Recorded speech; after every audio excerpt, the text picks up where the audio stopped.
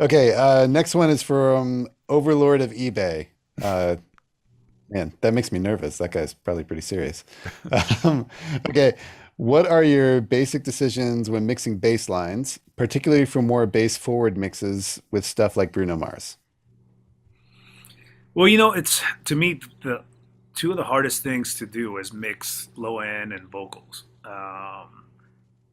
Because nowadays in pop music you have a kick, you have probably multiple kicks, you have 808s, you have bass. So there's a lot of information and not a lot of room down there.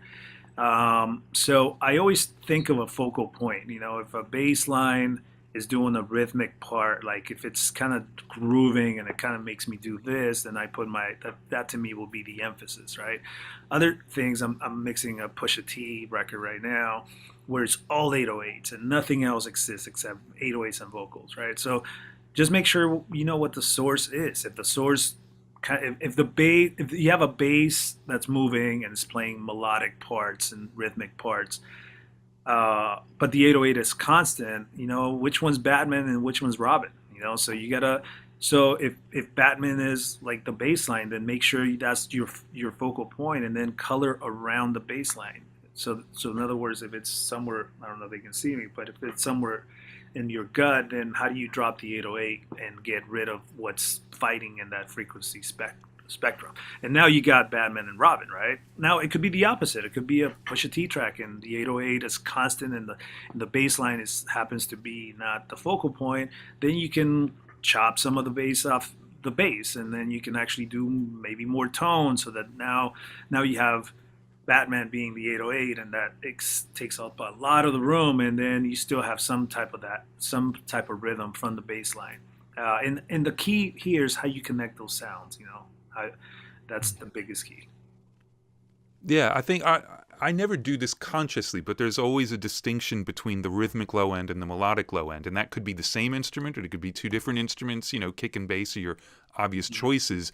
But for the rhythmic low end, you've got to be aware of the entire groove. It goes with the hat and the snare and the rhythm of the vocal and rhythm guitars or whatever it is, and it's really easy to mess with the groove of the song by like making the bass instrument too important down there, and now the really sparse kick pattern is not so sparse anymore. It's just like little accents in this wall of low end.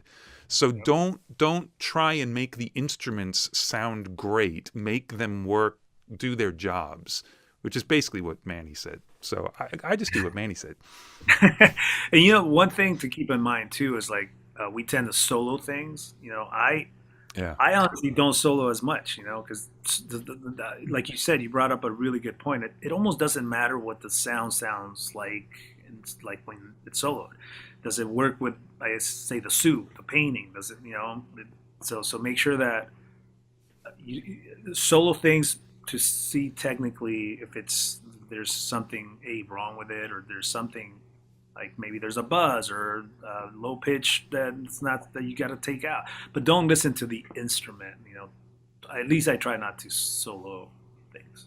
Yeah. I mean, you do just to investigate so you know what it is once you Yeah. drop it back in.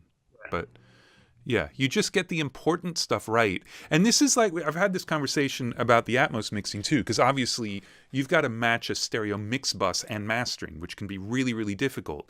But you don't have to match it on every instrument. You match it on the important stuff, and then the other stuff can sound like anything you want while you fly it around the room. It's fine.